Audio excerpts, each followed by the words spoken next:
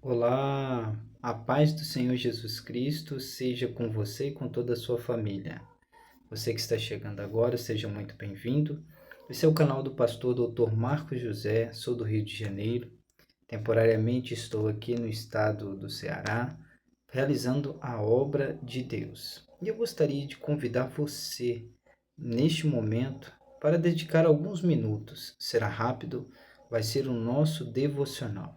Aqui nós vamos louvar ao Senhor, nós iremos ler a palavra de Deus, ouvir aquilo que Deus tem para nós e também iremos orar.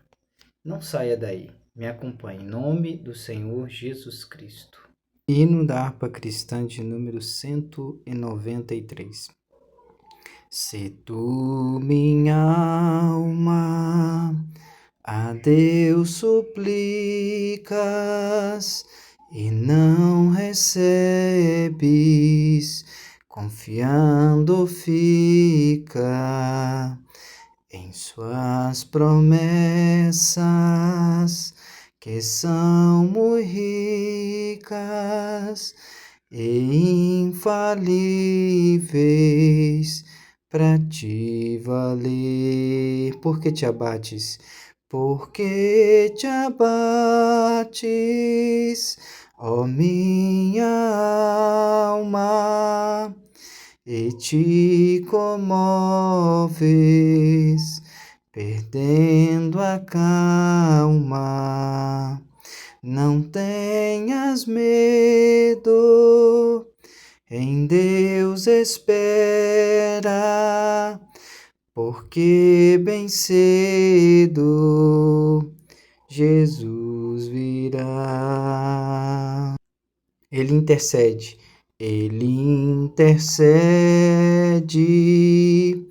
por ti, minha alma, espera nele, com fé e calma.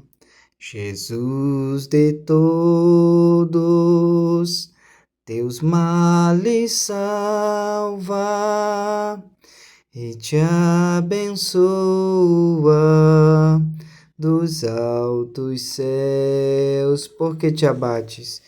Por que te abates, ó minha alma, e te comoves, perdendo a calma? Não tenhas medo, não tenhas medo, em Deus espera, porque bem cedo Jesus virá. Terás em breve as dores findas, no dia alegre da sua vinda. Se Cristo tarda, espera ainda mais um pouquinho e o verás. Por que te abates? Por que te abates, ó minha alma, e te comoves, perdendo a calma? Não tenhas medo, em Deus espera, porque bem cedo Jesus virá. Por que te abates, ó minha alma, e te comoves, perdendo a calma? Não tenhas medo, em Deus espera, porque porque bem cedo Jesus virá. Louvado seja Deus. Pode parecer, como diz na terceira estrofe, se Cristo tarda, espera ainda mais um pouquinho e o verás. Pode parecer que Cristo está tardando, mas isso parece para nós, porque nós não sabemos o dia nem a hora, mas Deus, o Pai, sabe o dia e a hora. E você está preparado? Vamos ler a palavra de Deus. Texto que se encontra no Evangelho segundo escreveu Marcos, capítulo de número 13. Evangelho segundo escreveu Marcos, capítulo 13. Vamos ler aqui o versículo de número 32. Mas daquele dia e hora ninguém sabe, nem os anjos que estão no céu, nem o Filho, senão o Pai. Olhai, vigiai e orai, porque não sabeis quando chegará o tempo. É como se um homem partindo para fora da terra deixasse a sua casa e desse autoridade aos seus servos, e a cada um a sua obra, e mandasse ao porteiro que vigiasse. Vigiai, pois, porque não sabeis quando virá o Senhor da casa, se à tarde, se à meia-noite, se ao cantar do galo, se pela manhã, para que, vindo de improviso, não vos ache dormindo. E as coisas que vos digo, digo-as a todos, vigiai. Você confere aqui no Evangelho segundo escreveu Marcos, capítulo 13, do versículo 32 ao 37, o Senhor Jesus, dizendo o seu sermão profético a respeito da vigilância sobre o dia da sua vinda, o dia em que ele vem buscar o seu povo. Ele começa no versículo de número 32, o evangelista Marcos, descrevendo as palavras do Senhor Jesus Cristo a respeito da sua vinda. E o Senhor Jesus disse: Mas daquele dia e hora ninguém sabe, nem os anjos que estão no céu, nem o Filho, senão o Pai. Então você deve observar que os anjos que estão diante de Deus não sabem o dia e nem a hora. Mas o nosso Deus, o Pai, ele sabe o dia e a hora. Mas e o Senhor Jesus? Enquanto ele estava aqui em forma humana, ele não tinha o conhecimento do dia e a hora, porque ainda não era chegado o momento de tudo ser revelado. Mas, ao ser exaltado sobre os céus, acima de todos os anjos, com um nome que é sobre todo nome, e estar no céu, glorificado com um corpo humano que passou pela transformação que chamamos de glorificação.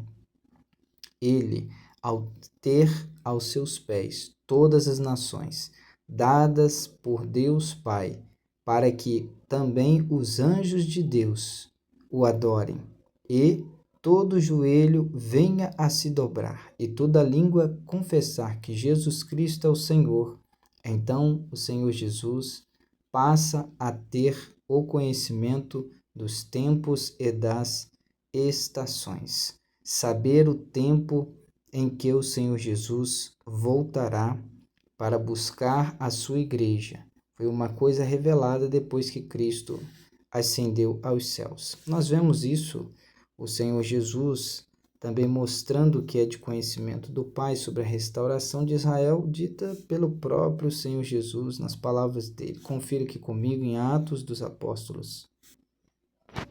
Atos dos Apóstolos, capítulo 1, a partir do versículo 4. Estando com eles, determinou-lhes que não se ausentassem de Jerusalém, mas que esperassem a promessa do Pai, que disse ele: De mim ouvistes. A promessa é de Deus Pai, e quem divulgou esta promessa foi o Senhor Jesus. Versículo 5. Porque na verdade João batizou com água, mas vós sereis batizados com o Espírito Santo não muito depois destes dias. Aqueles, pois, que se haviam reunido, perguntaram-lhe, dizendo: Senhor, restaurarás tu neste tempo o reino a Israel? E disse-lhes: Não vos pertence saber os tempos ou as estações que o Pai estabeleceu pelo seu próprio poder. Então você observa aqui que quem estabeleceu tudo foi Deus o Pai. E o Senhor Jesus veio anunciar para nós as coisas que o Pai lhe mandou anunciar. Então, convém saber somente aquilo que está anunciado para nós, aquilo que é revelado para nós. Então, existe uma contagem no tempo sobre uma série de acontecimentos que tem que acontecer para que Deus o Pai envie o Senhor Jesus para vir buscar a sua igreja. Nós chamamos este período, essa primeira fase de buscar a igreja, de arrebatamento, que está lá em 1 Tessalonicenses, capítulo de número 4. Primeira carta de Paulo aos Tessalonicenses, capítulo 4, versículo 16. Porque o mesmo Senhor descerá do céu com alarido, e com voz de arcanjo, e com a trombeta de Deus, e os que morreram em Cristo ressuscitarão primeiro. Então aqui está falando os que morreram em Cristo, não está falando daqueles que morreram fora da presença de Deus, não está falando daqueles que morreram sem o Senhor Jesus, sem confessá-lo como Senhor e Salvador, não está falando daqueles que morreram desviados, mas está falando daqueles que morreram crendo em Cristo e obedecendo a sua palavra. Então, os que morreram em Cristo ressuscitarão primeiro, depois nós, os que ficarmos vivos, seremos arrebatados. Então aqui nós estamos falando de arrebatamento, juntamente com eles nas nuvens. Então, os que morreram em Cristo ressuscitam, eles ressuscitarão, e os que estivermos vivos, crendo em Cristo, fazendo sua vontade, juntamente com os que morreram em Cristo, seremos arrebatados nas nuvens, a encontrar o Senhor nos ares, e assim estaremos sempre com o Senhor. Então você observa que o arrebatamento, ele é um período para a retirada daqueles que creem na morte e ressurreição, no sacrifício do Senhor Jesus Cristo naquela cruz, que se arrependem de seus pecados e passam a viver uma vida em novidade, que passam pela regeneração do Espírito Santo, que passam a obedecer a palavra de Deus e deixar o Senhor Jesus transformar a vida. Quando o Senhor Jesus nos transforma, Ele nos transforma para sermos parecidos com Ele. E quem está nesta transformação é o Espírito Santo de Deus. É Ele quem nos prepara para encontrar com Cristo, porque Cristo é a cabeça e nós somos o corpo. Então o Senhor Jesus nos livrará da ira vindoura, da ira futura, a ira de Deus sobre os habitantes da terra que não querem reconhecer o sacrifício do Senhor Jesus e entregar-se para Ele, para serem transformados e salvos pelo seu poder. Mas o Senhor Jesus nos alertou aqui que devemos olhar, vigiar e orar. Olhai, vigiai e orai, porque não sabeis quando chegará o tempo. Então, por não sabermos quando é o tempo da vinda do Senhor Jesus, devemos estar vigilantes, ou seja, preparados. Haverá muitas pessoas querendo se preparar na hora e não vão conseguir. Infelizmente, o que a palavra de Deus está nos mostrando aqui, infelizmente para aqueles que não creem na palavra, felizmente para quem crer nesta palavra, mas infelizmente é para aqueles que não creem nesta palavra e não dão ouvidos. Infelizmente, vão deixar para se preparar na hora e não vai subir, não será arrebatado, porque ele diz que é para estarmos vigilantes, porque não sabemos quando chegará o tempo. Então devemos nos preparar, estar prontos, para quando chegar o tempo podermos subir. E ele deu um exemplo aqui. É como se um homem, partindo para fora da terra, deixasse a sua casa e desse autoridade aos seus servos, e a cada um a sua obra, e mandasse ao porteiro que vigiasse. Ele está mostrando que um exemplo de uma pessoa, um homem, um ser humano, que ele saindo da sua terra, do seu local de habitação, para um local longe, ele deixasse a casa e deixasse alguém tomando conta, seus servos. E para cada um, ele deixasse uma obra, uma tarefa, algo para fazer. E mandasse para aquele que tomava conta da entrada da casa, que vigiava para aqueles que entravam e saíam da casa, o porteiro. Mandasse o porteiro que vigiasse. Então, neste exemplo do Senhor Jesus, ele está mostrando aqui que ele deixou os seus servos. E deixou os seus servos para trabalhar para ele, aguardando o dia da sua volta, do seu regresso, da sua vinda, a parousia, o seu advento, a sua chegada. E deixasse alguém para vigiar. Existem muitas pessoas que não estão vigilantes e não estão fazendo aquilo que o Senhor mandou fazer. Mas ele disse: vigiai, pois, porque não sabeis quando virá o Senhor da casa. Se à tarde, se à meia-noite, se ao cantar do galo, se pela manhã. É interessante este termo aqui, que o Senhor Jesus disse que nós não sabemos a que horas ele volta. E aqui ele deu alguns exemplos, se de tarde, se à meia-noite, que é no findar de um dia para o outro aqui no Brasil, ou à metade da noite, se ao cantar do galo, se pela manhã. Então não sabemos se é de manhã, se é de tarde, se é meia-noite, se é o cantar do galo. Que interessante esse termo cantar do galo. Esse cantar do galo, ele provém de uma palavra chamada galicinium. E ele é uma palavra que significa cantar do galo em português. E este cantar do galo, ele é o toque da trombeta romana para avisar a troca de turno da fortaleza de Antônia. Então, quando iria se trocar o turno dos soldados que vigiavam, chamava-se cantar do galo. Mas, pastor, a que horas era esse cantar do galo? Era no final da terceira vigília da noite. Vamos entender as vigílias da noite romana, dividida em 4 partes. Das 18 horas da tarde até as 21 horas é a primeira hora, a primeira vigília da noite. Das 9 da noite às 21 horas até a meia-noite é a segunda vigília da noite. Da meia-noite até as 3 horas da madrugada é aquilo que chamamos de a terceira hora da vigília da noite, chegando ao tempo que chamamos cantar do galo, às 3 horas da manhã. E das 3 horas da manhã até as 6 horas da manhã, das 3 da madrugada até as 6 da manhã, chamamos de a quarta vigília da noite. Então aqui o cantar do galo que Deus está dizendo, o Senhor Jesus está dizendo é, meia-noite, cantar do galo, 3 horas da manhã, que era a troca de turno no final da terceira vigília, que é às 3 horas da manhã. Se pela manhã, que é quando terminava a quarta vigília.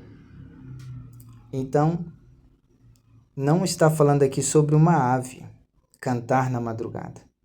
Está falando aqui sobre o toque da trombeta romana, que tocava para anunciar a troca de turno no final da terceira vigília da noite, que era às 3 horas da manhã. A terceira vigília começava à meia-noite e terminava às 3 da manhã, e o final das 3 da manhã dessa terceira vigília da noite era o que chamava-se cantar do galo, o toque da trombeta, galicinium. Então o Senhor Jesus aqui deu alguns exemplos de horários, mostrando que Nós não sabemos e ele também não avisou a que horas ele virá. Por isso é importante estarmos vigilantes. Para quê? Para que, vindo de improviso, ou seja, sem avisar, não vos ache dormindo. E as coisas que vos digo, digo-as a todos, a todos, a todos. É para todos que ele está falando. Vigiai. Você e eu precisamos estar vigilantes. Precisamos estar apercebidos. Dormindo aqui não é você estar deitado na cama somente com o seu subconsciente funcionando e o consciente desligado. O Senhor está falando aqui a respeito de pessoas que não estão aguardando a volta do Senhor Jesus e, por não estarem aguardando, não estão se preparando para este grande dia. Ele disse: vindo de improviso, não vos ache dormindo. Porque ele virá em um momento em que as pessoas não esperam. As pessoas estão aguardando que ele chegará, mas não sabemos e as pessoas não sabem quando. E o que devemos fazer então? Estar buscando, estarmos na condição de preparados, prontos. O Senhor Jesus requer de nós preparação. Precisamos abandonar as bagagens, vaidades, mentiras, iras, pelejas, cólera, rancor, mágoa do coração. Tudo isso são coisas que estão atrapalhando muitas pessoas de se prepararem. Olha quantos não oram, quantos não leem a Bíblia. Quantos não estão buscando uma mudança de vida? Quantos não estão se arrependendo de seus pecados? Quantos nem perdão mais pedem a Deus pelos seus pecados? Nós precisamos pedir perdão a Deus todos os dias pelos nossos pecados. E o mais importante, precisamos confessá-los. Confere comigo. Provérbios capítulo 28. Versículo 13, o que encobre as suas transgressões, seus erros, seus pecados, nunca prosperará. Mas o que as confessa e deixa. Confessa o que? As suas transgressões. Tem que confessar a Deus e deixá-las, abandoná-las. Não pode mais praticá-las, tem que deixar de praticar as transgressões. Esse alcançará misericórdia. O ser humano que confessa suas transgressões e deixa, alcançará misericórdia.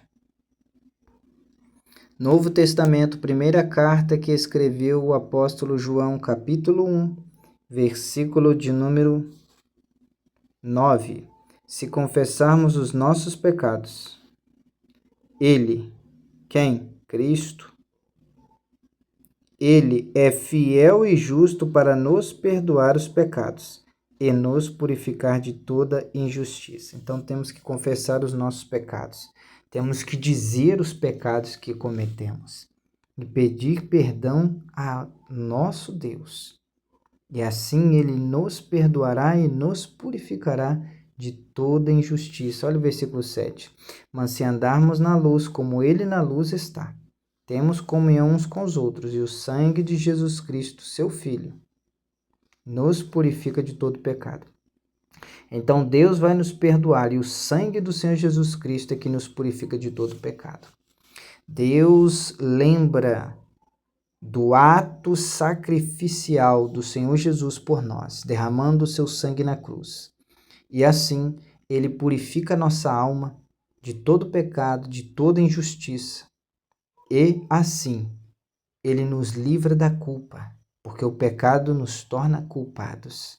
Mas, quando Deus nos purifica de todo pecado e de toda injustiça, todo pecado e de toda injustiça, então Ele nos torna pessoas perdoadas.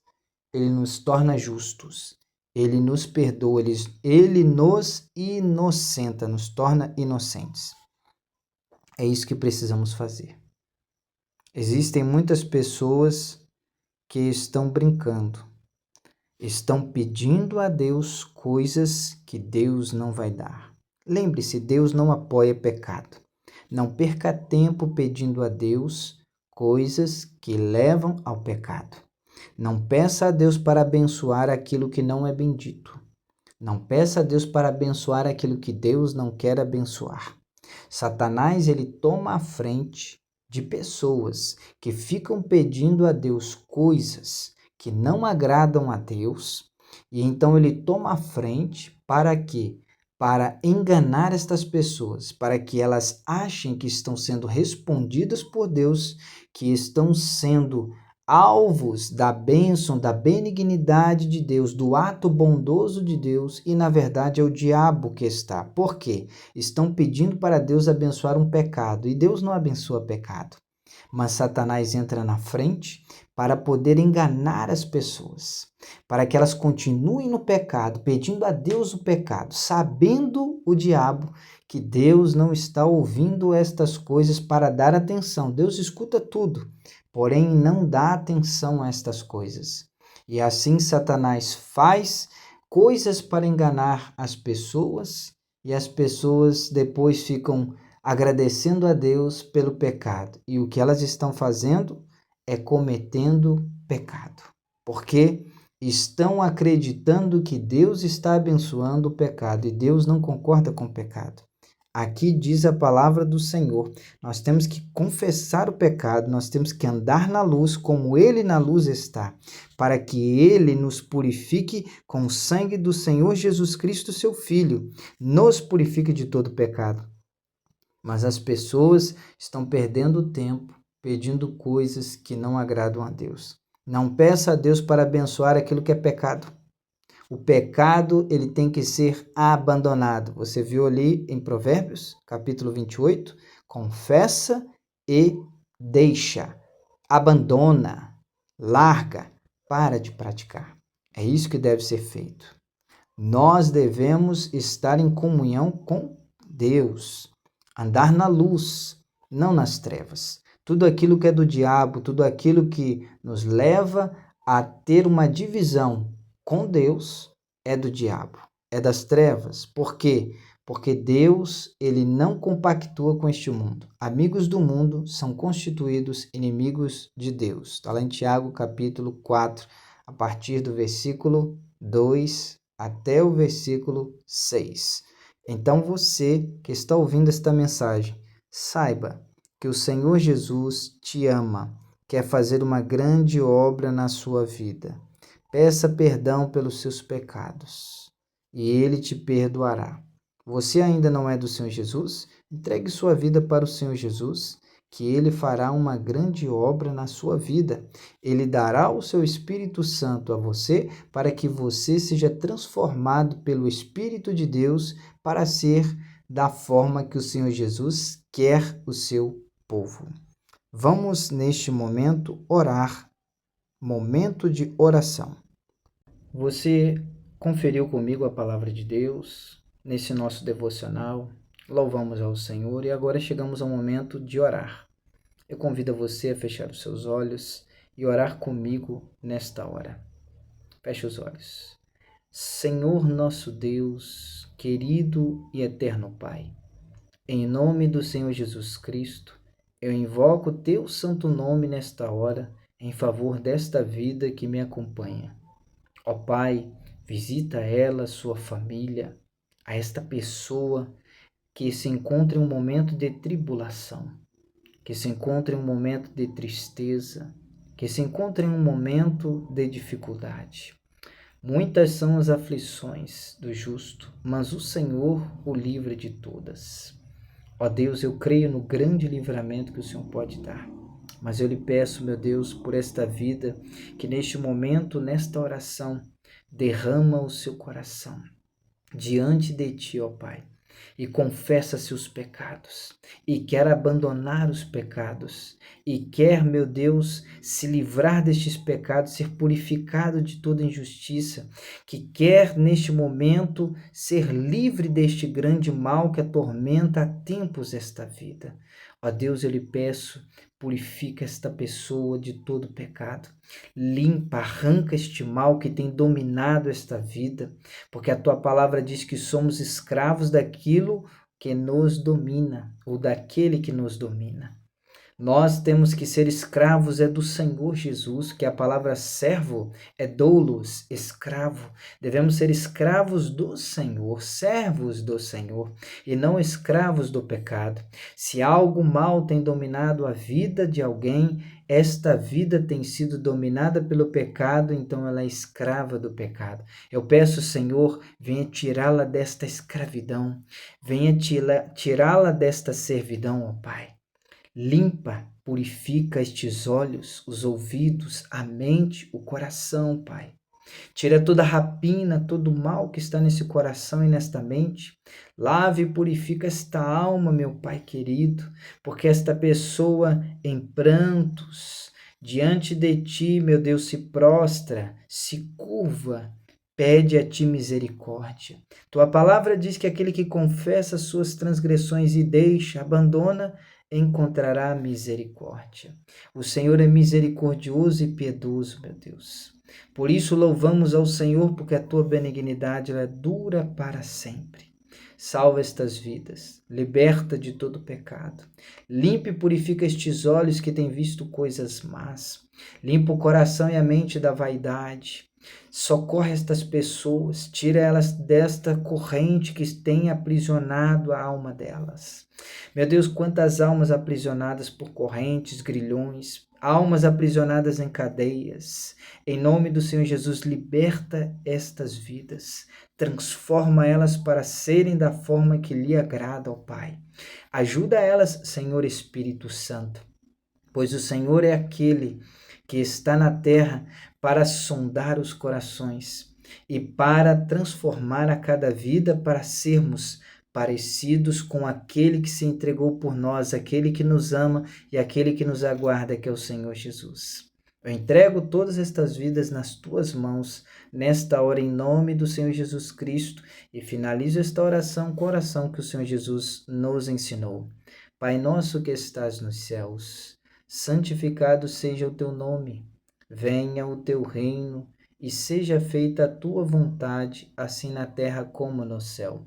O pão nosso de cada dia nos dá hoje, e perdoa-nos as nossas dívidas, assim como nós perdoamos aos nossos devedores, e não nos induzas à tentação, mas livra-nos do mal, porque teu é o reino e o poder e a glória para sempre.